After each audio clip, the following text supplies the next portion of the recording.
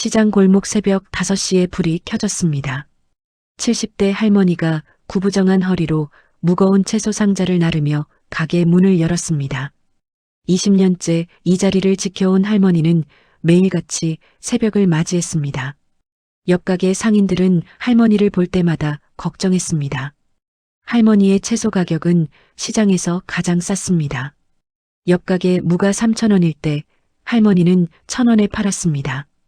할머니, 이렇게 싸게 팔면 남는 게 없잖아요. 손님들이 물을 때마다 할머니는 그저 환하게 웃으며 괜찮아, 그냥 심심풀이로 하는 거야 라고 대답했습니다. 다른 상인들은 저 할머니 장사 제대로 하는 거 맞아? 혹시 치매 오신 거 아니야? 하고 수군거렸습니다. 도매 가격을 생각하면 남기는커녕 매일 적자를 보고 있는 것이 분명해 보였습니다. 가게는 적자였지만 할머니는 20년 동안 단 하루도 문을 닫지 않았습니다. 할머니는 늘 낡은 옷을 입었고 점심도 거르기 일쑤였습니다. 하루 한 끼 1,000원짜리 주먹밥으로 생활했습니다. 주변 상인들은 할머니가 분명 돈이 없는 생활을 하고 있다고 생각했습니다. 그런데 어떻게 20년 동안 가게를 유지할 수 있었을까요? 시장 사람들은 그 이유를 알 수 없었습니다. 그러던 어느 날 정기조사를 나온 세무서 직원이 할머니의 가게를 방문했습니다. 직원이 요청한 통장 내역에는 충격적인 사실이 기록되어 있었습니다. 매달 1일 정확히 300만 원씩 빠져나간 기록이 20년 동안 끊임없이 이어지고 있었습니다. 수취인의 이름은 이준호. 직원은 할머니의 수입을 계산해 보았습니다. 하루 매출 10만 원, 한 달 300만 원. 하지만 도매 비용을 제외하면 수입은커녕 오히려 마이너스였습니다. 할머니는 어떻게 생활하는지 묻는 직원에게 연금으로 살아라고 대답했습니다. 할머니는 한 달에 60만 원을 받는 기초생활수급자였습니다. 그 돈으로 월세, 공과금, 식비를 모두 해결하고 있었던 것입니다. 결국 할머니가 장사로 벌어들인 돈은 전부 이준호에게 보내지고 있었습니다. 직원은 이준호가 누구인지 묻자 할머니는 그저 그냥 아는 사람이야라며 얼버무렸습니다. 직원은 궁금증을 참지 못하고 이준호를 추적했습니다. 그가 찾아낸 주소는 서울 강남구의 대형 병원이었고 이준호는 40대 중반의 유능한 외과 전문의였습니다. 직원은 병원으로 찾아가 이준호 의사를 만났습니다. 할머니 이야기를 꺼내자 이준호 의사의 얼굴은 굳어졌고 이내 눈물이 고였습니다. 이준호는 직원을 조용한 사무실로 안내하고 25년 전의 이야기를 꺼냈습니다. 25년 전 이준호는 20살의 가난한 의대생이었습니다. 아르바이트를 마치고 집에 가던 길 졸음운전으로 오토바이 사고를 냈습니다. 그 사고로 인해 40대 남성이 현장에서 사망했습니다. 과실치사, 징역 2년에 집행유예 3년, 그리고 배상금 5천만 원이 선고되었습니다.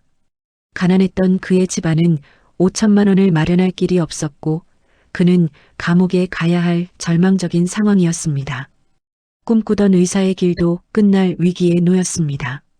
그때 병원에 나타난 사람이 바로 피해자의 어머니, 채소가게 할머니였습니다. 이준호는 무릎 꿇고 용서를 빌었습니다. 할머니는 오직 하나뿐인 아들을 잃은 슬픔 속에서도 이준호에게 물었습니다. 꿈이 뭐야? 이준호가 의사가 되고 싶었다고 답하자 할머니는 눈물을 흘리면서도 충격적인 결정을 내렸습니다. 감옥 가지 마. 대신 열심히 살아. 내 아들 못다한 인생, 내가 대신 살아줘. 할머니는 배상금을 받지 않겠다는 합의서에 서명하고 이준호의 처벌을 원하지 않는다고 밝혔습니다. 이준호는 감옥에 가지 않았지만 평생 죄책감에 시달렸습니다. 할머니의 말대로 이준호는 밤낮 없이 공부해 의사가 되었습니다.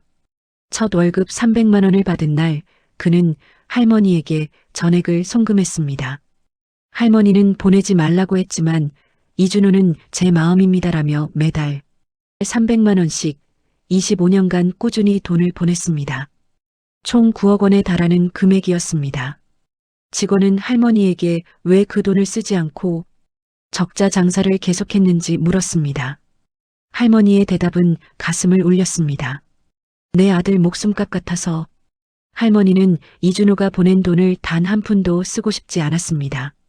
그 돈은 통장에 고스란히 남겨둔 채 장사로 번 돈으로 겨우 생활했습니다.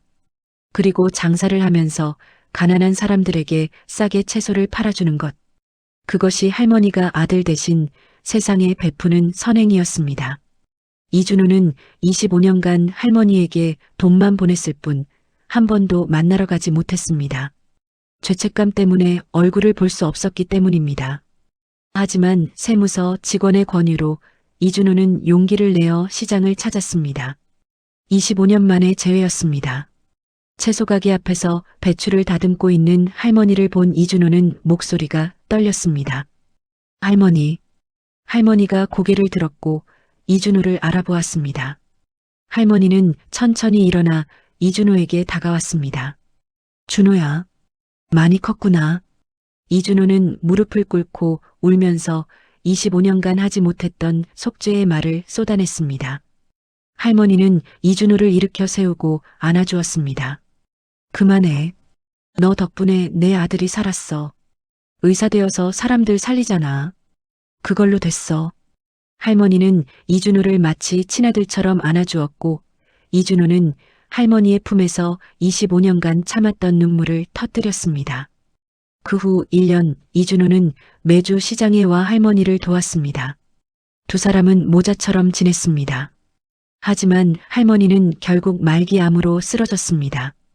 이준호는 주치의가 되어 할머니 곁을 지켰습니다. 할머니는 마지막 순간까지 이준호의 손을 잡고 너 만나서 정말 행복했어. 다음 생에는 진짜 모자로 만나자라고 말하며 눈을 감았습니다. 장례식장은 시장 상인들, 손님들, 그리고 이준호가 치료했던 환자들로 가득 찼습니다. 할머니의 영정 앞에는 이준호가 직접 가져온 무, 배추, 상추가 놓여 있었습니다.